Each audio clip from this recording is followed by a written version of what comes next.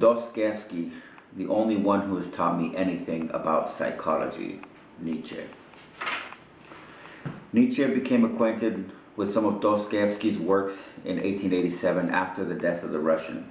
He speaks of Dostoevsky in connection with the Gospel's queer, sick world, of which the great Russian novelist had such rare understanding, and Dostoevsky seems to have influenced Nietzsche's image of Jesus, vacillating as it was between reverence and disdain. At first, it must appear that Nietzsche and Dostoevsky live poles apart.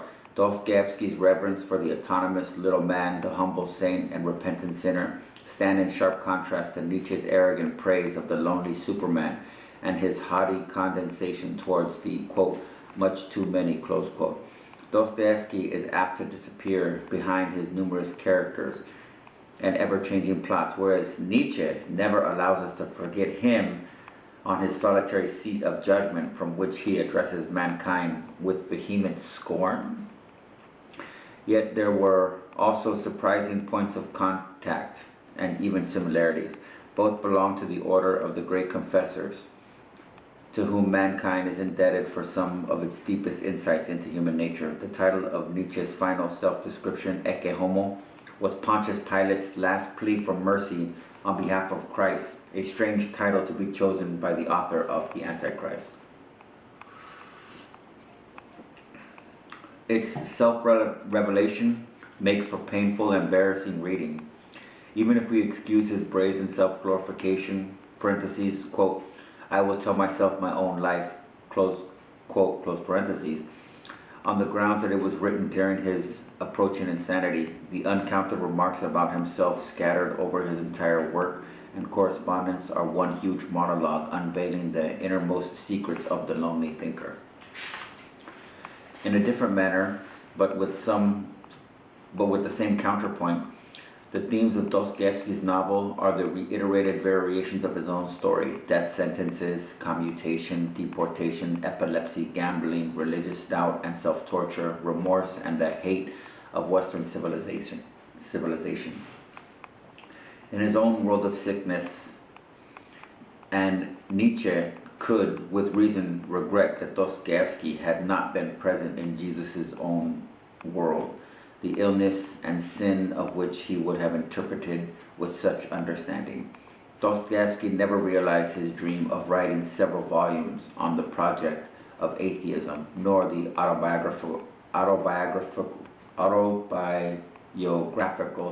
life of the great sinner, but he endowed many of his characters with traits that were undoubtedly his own. Both writers are passionately occupied with tearing from man the mask of pretension and morality. Nietzsche speaks of himself as dynamite. Dostoevsky's plots are nothing but the explosions of scandals and a succession of ridiculous, agonizing, and embarrassing scenes.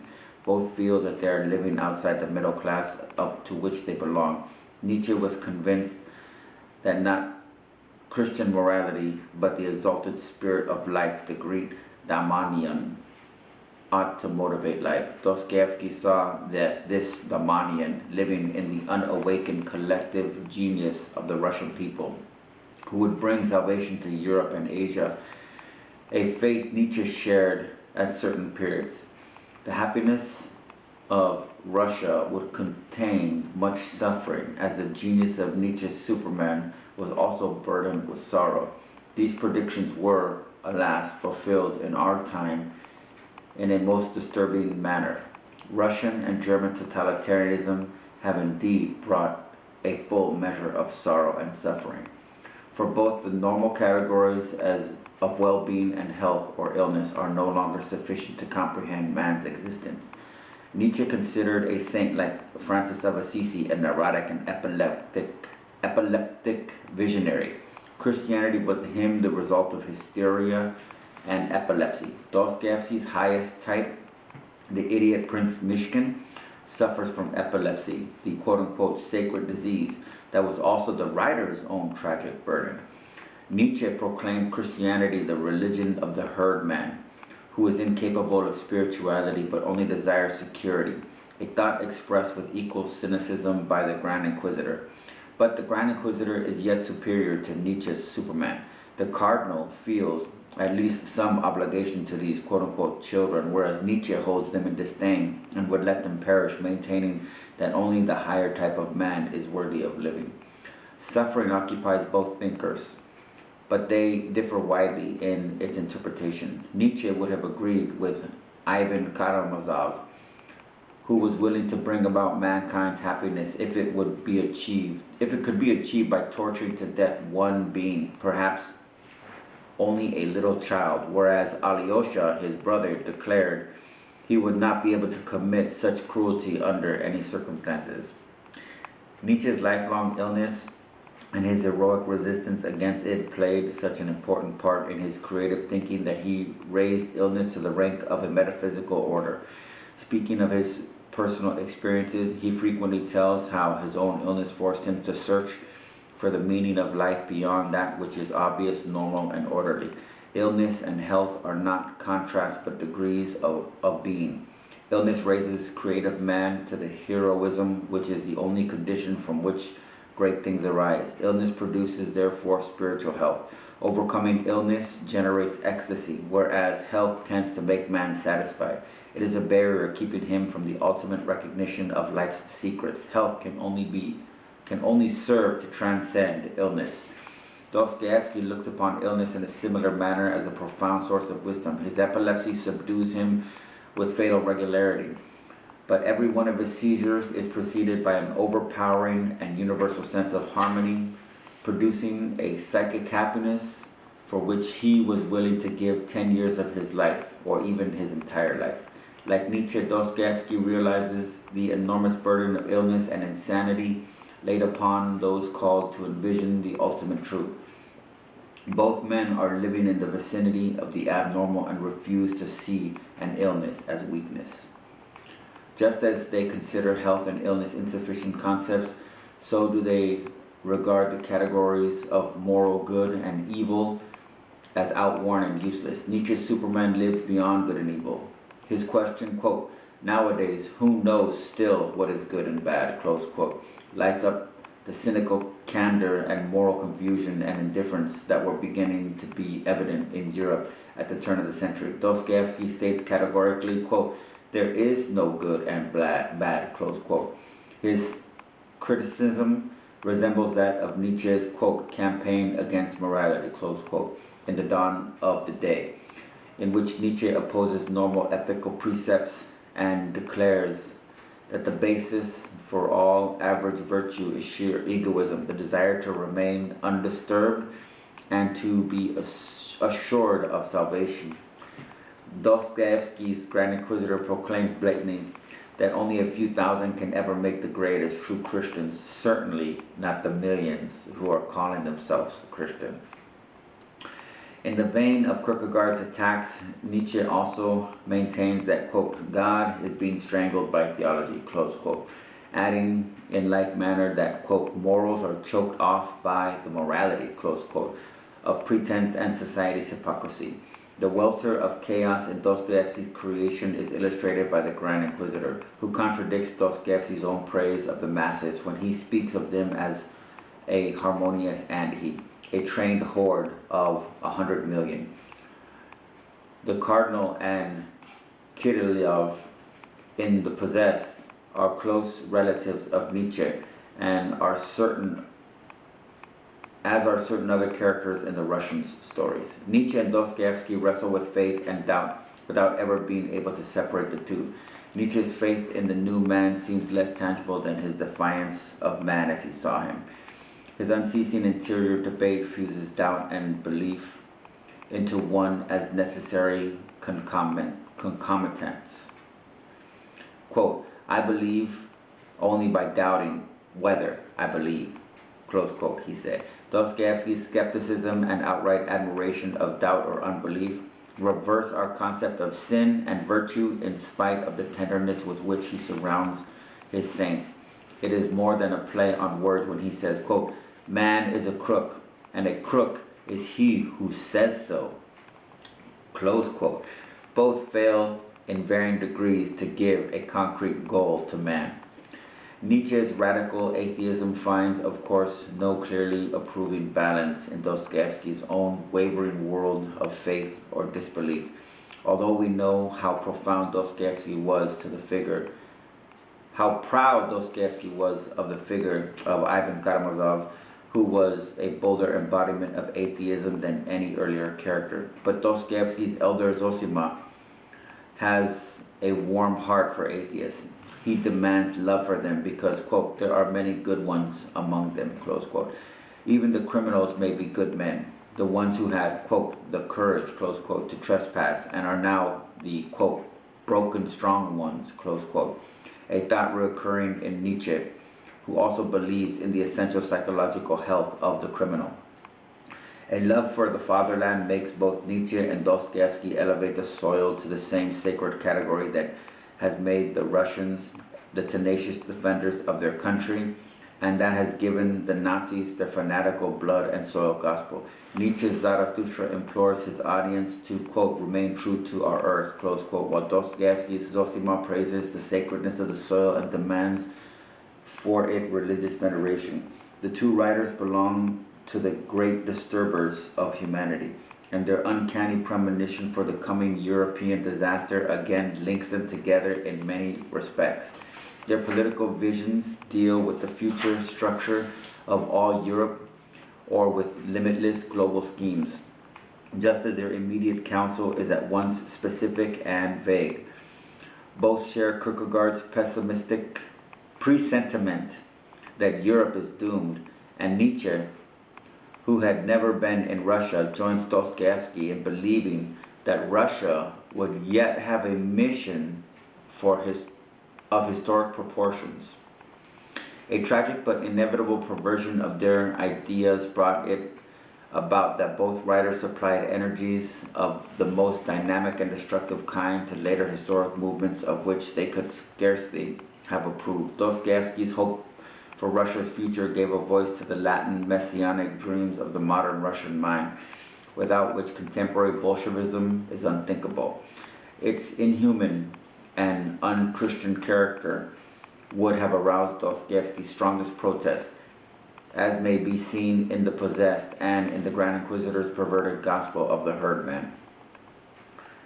It was symbolical that Dostoevsky prefaced this most revealing novel, which described the world of cynical plotters and revolutionists, with the gospel story of the Garadine swine, Mark chapter 5. Whereas Dostoevsky expresses his hopes for the future power of Russia, there is an almost biblical atmosphere of expectancy, and his naive faith in Christ returning to Russia has now been turned into an anti-Christian political creed. Lenin has replaced this religious vision by quote-unquote progress and the organization of quote-unquote happiness by violence.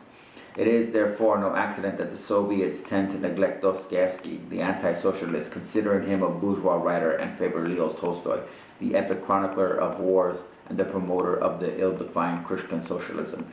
Tolstoy's later nonviolence and political anarchism would undoubtedly have turned him also against the present regime in Russia.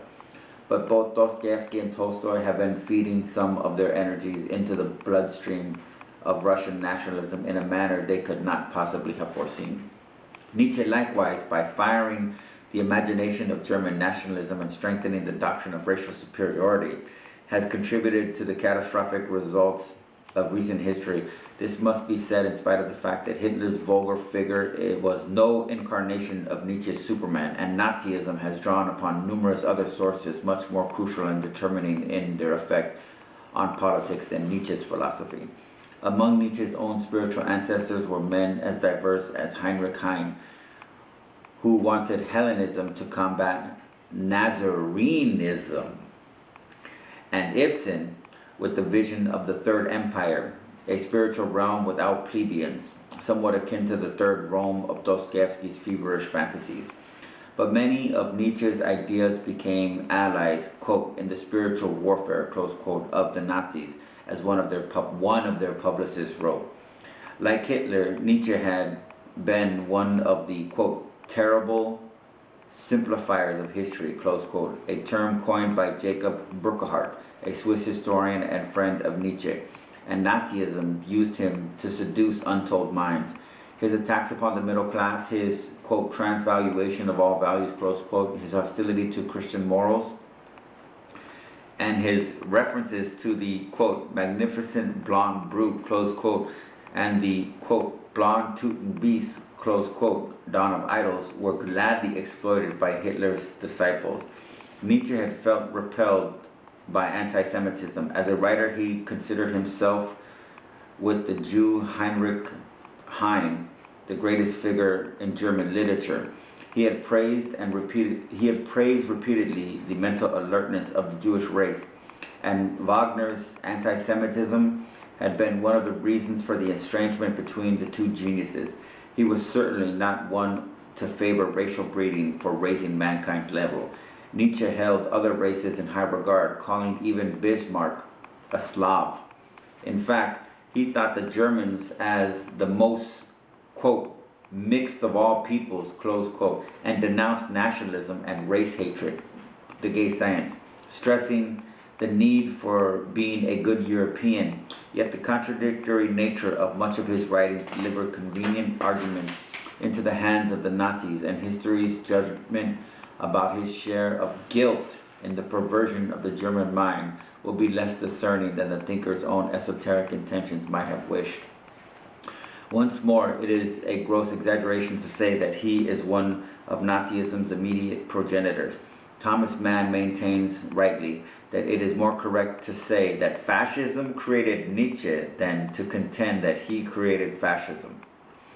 The idea to which he gave his shrill articulations were a sensitive premonition of thoughts and moods vibrating in the minds of many Europeans. Dostoevsky, in a similar manner, divined those imperialistic trends in the Russian mind that have now dropped all pretense of the religious messianism in which he believed. Both men belong to the large group of thinkers, poets, historians, and prophets whose ideas have been made to serve the superstructure in the naked fight for power that no longer cares to disguise itself merely as a war of ideas.